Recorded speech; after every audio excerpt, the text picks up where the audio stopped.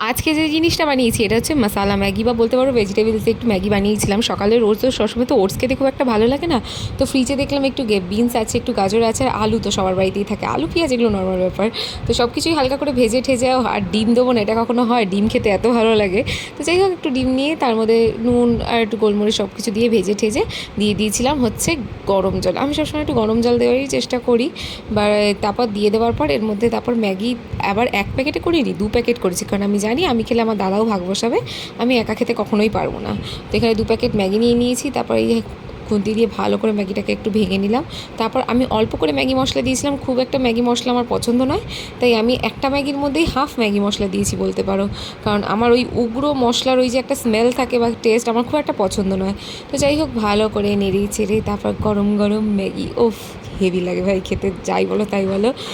এইটা এমনই একটা খাবার যেটা সবারই ভালো লাগে। যাই হোক, ভিডিওটা ভালো লাগে লাইক করে দিও।